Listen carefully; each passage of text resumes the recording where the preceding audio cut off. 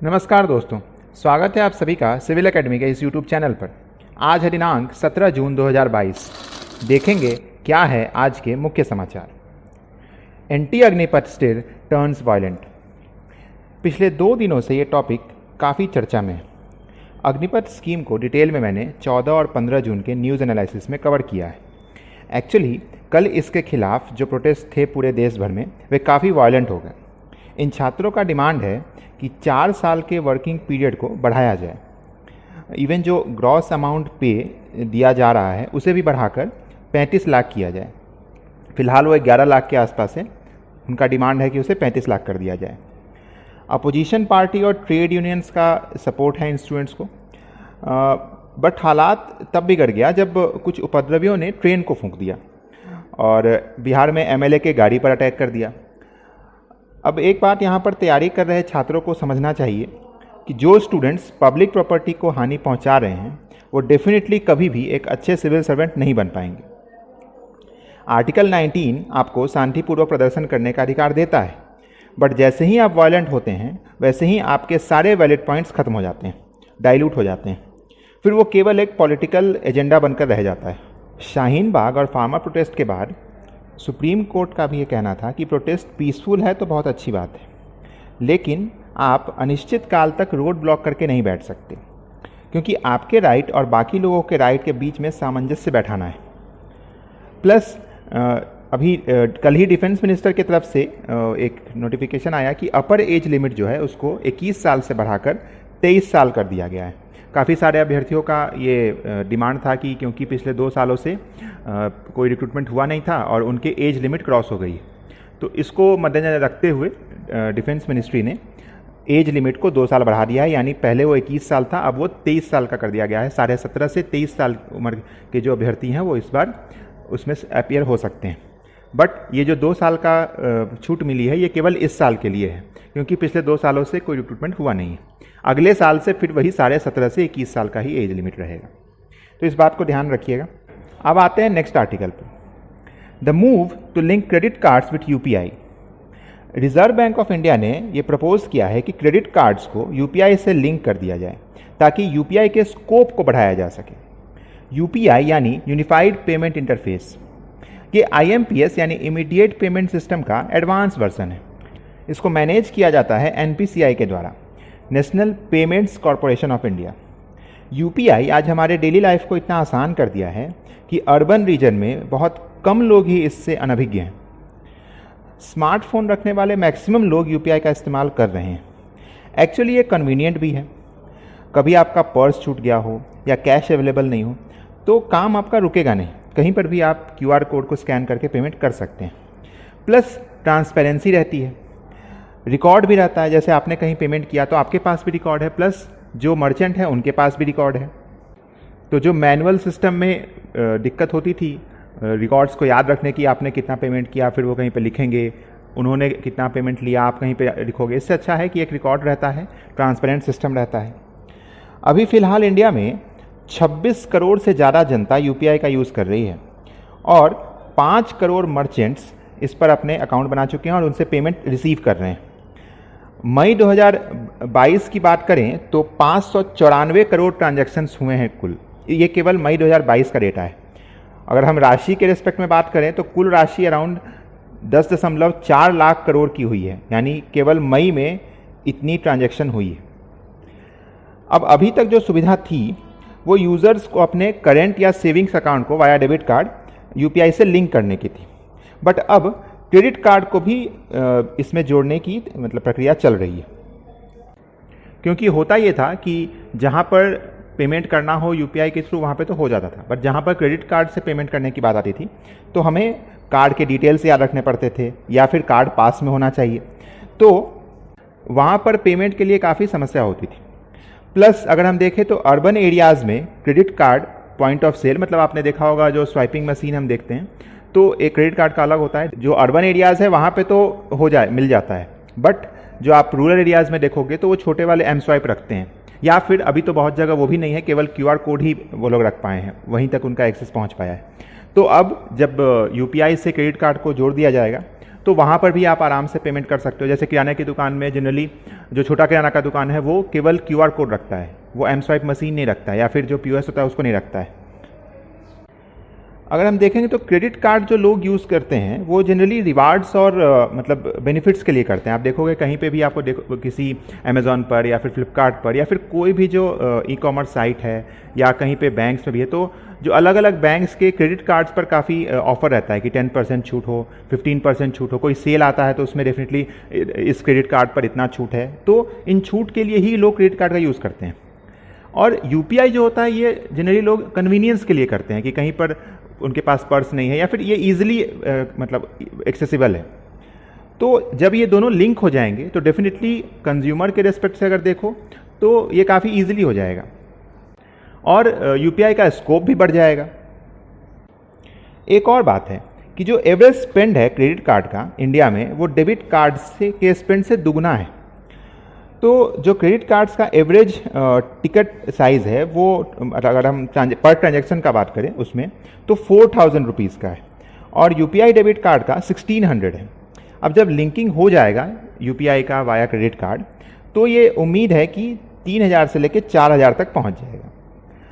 अब ये जो है सबसे पहले हम जो लिंकिंग होगा ये रुपे क्रेडिट कार्ड के लिए होगा, फिर धीरे धीरे बाकी क्रेडिट कार्ड्स के लिए होगा। इस चीज़ को आप ध्यान रखेंगे। अब आते हैं नेक्स्ट आर्टिकल पर। Warm sleepless nights in a concrete jungle as urban heat islands grow in capital expert see scope in green infrastructure. ये आर्टिकल आपका हीट वेव्स पर है, कैसे वो बढ़ रहे हैं और ह्यूमंस को इफेक्ट कर रहे हैं। आप देख रहे होंगे इस साल गर्मी कुछ ज़्यादा ही बढ़ गई है। इसके पीछे का कारण क्या है? तो सन से जो हीट वेव्स अर्थ सरफेस पर आके हिट करती हैं तो जो एटमॉस्फेरिक गैसेस होती हैं वायुमंडल में वो उन्हें नहीं रोकती, बट जब वो अर्थ सरफेस इन वेव्स को रिवर्ट बैक करता है नाइट के समय तब कुछ हीट एटमॉस्फेयर में ट्रैप हो जाती हैं।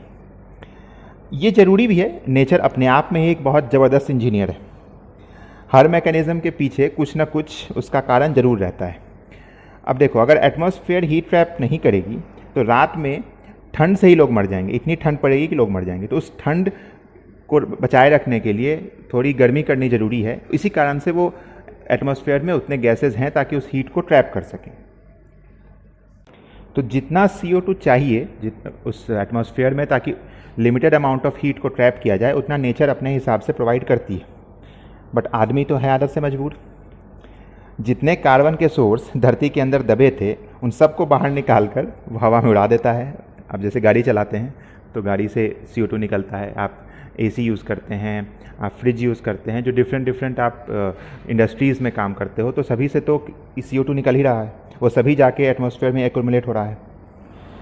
अगर आप देखोगे तो गाड़ियों के कारण जो पॉल्यूशन होता है वो मैक्सिमम शेयर होल्ड करता है पॉल्यूशन का। आपको अगर याद हो तो दिल्ली में केजरीवाल सरकार ने ऑड इवन की शुरुआत की ताकि लोग पब्लिक ट्रांसपोर्ट का ज़्यादा यूज़ करें, शेयरिंग कैब्स, पूलिंग पर ज़्यादा ध्यान दें, उसको बढ़ावा मिले। बट लोगों ने उसको ईगो इशू पर ले लिया और अलग अलग नंबर की गाड़ियाँ खरीद ली। आप उस समय मतलब जिस समय ये ऑड इवन स्कीम निकला था उस समय record number of vehicles purchase हुए दिल्ली में, और वो भी डिफरेंट कुछ ऑड नंबर के कुछ इवन नंबर के, क्योंकि पैसे की कमी तो है नहीं। बट आपको ये भी देखना होगा कि केवल पैसा ही सब कुछ नहीं है, आपको इन्वायरमेंट को भी साथ में लेकर चलना पड़ेगा।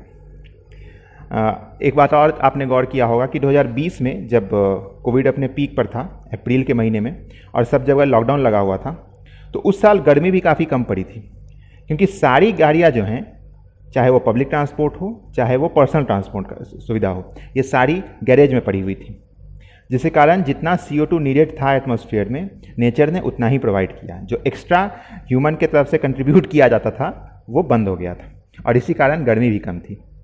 ये आर्टिकल भी कुछ ऐसे ही पॉइंट्स पर चर्चा कर रहा है। एक्चुअली यहाँ पर रैपिड अर्बनाइजेशन के कारण हो रहे हीट ट्रैप पर बात की गई है। अर्बन एरियाज़ में केवल कंक्रीट ही कंक्रीट दिखाई देते हैं। दिन भर सन रेज से हीट एक्यूमुलेट करते हैं और रात को उसको ठीक से रिलीज़ नहीं कर पाते हैं, जिसके कारण रात को भी आपके घर का टेम्परेचर काफ़ी ज़्यादा होता है। अब इससे होता क्या है कि जो हार्ट के पेशेंट हैं वो काफ़ी इफ़ेक्ट होते हैं, क्योंकि हीट ट्रैप से ब्लड सर्कुलेशन इफेक्ट होता है। अब जैसे हीट ज़्यादा हुआ, अगर आप बहुत ज़्यादा गर्मी है तो डिहाइड्रेशन होगा। अगर आप नॉर्मल पानी इंटेक नहीं करोगे तो जितना पानी चाहिए शरीर को उतना आप नहीं लोगे तो डिहाइड्रेशन होगा। अब डिहाइड्रेशन होगा तो हार्ट जो है वो ज़्यादा ब्लड पंप करेगा उस डिहाइड्रेशन को कंट्रोल करने के लिए। इस केस में अगर किसी का हार्ट कमज़ोर होगा तो वो कार्डियक अरेस्ट से मर सकता है। नेशनल क्राइम रिकॉर्ड्स ब्यूरो की माने तो 2011 से लेकर 2020 तक 11,555 लोग मर चुके हैं हीट वेव से होने वाले कार्डियक अरेस्ट से। इस रैपिड अर्बनाइजेशन का असर देखें तो 5 मई को नासा के द्वारा लिया गया एक इमेज है जिसने रात के टाइम दिल्ली का टेम्परेचर 39 डिग्री के आसपास बताया, जबकि वहीं पर आसपास के जो रूरल एरियाज थे, मतलब जो गांव थे आसपास के, वहां पर टेम्परेचर 15 डिग्री तक जा चुका था। तो आप देख रहे हो कि कंक्रीट के इस मतलब अर्बनाइजेशन के कारण हीट ट्रैप कितना ज़्यादा हो रहा है। उसका कारण ये भी है कि जब लोग घर अपना ज़मीन खरीदते हैं, घर बनाते हैं, तो 1 इंच जगह भी नहीं छोड़ते हैं मतलब ग्राउंड वाटर को मेंटेन करने के लिए। ताकि अगर आप पहले के घर देखो तो कुछ एरिया छोड़ा जाता था मिट्टी का भी, ताकि उसमें कुछ पेड़ पौधे लगाए जाएं। अब होता है हमारा पहला फोकस होता है कि इंच हम उसमें कंस्ट्रक्शन कर लें ताकि उससे हम रेंट निकाल सकें, चाहे उस हम कॉमर्शलाइज यूज़ कर सकें। शॉर्ट टर्म में तो ये आपको बेनिफिट दे रहा है, आपको एज अ रेंट, आपको एज अ कॉमर्शियल स्पेस के रूप में आपको सुविधा दे रहा है, बट लॉन्ग टर्म में आप ही के लिए काफ़ी नुकसानदायी है।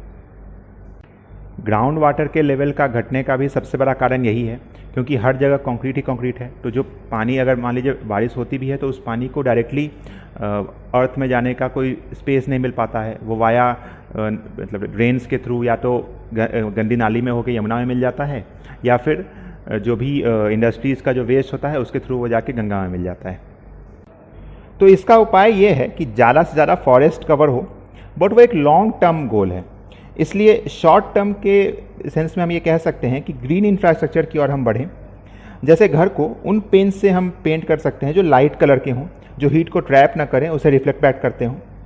आपने देखा होगा, इसीलिए बड़े बुजुर्ग हमेशा कहते हैं कि गर्मियों में हल्के कलर के कपड़े पहनने चाहिए ताकि वो हीट को एब्जॉर्ब ना करे, हीट को रिफ्लेक्ट बैक कर दे।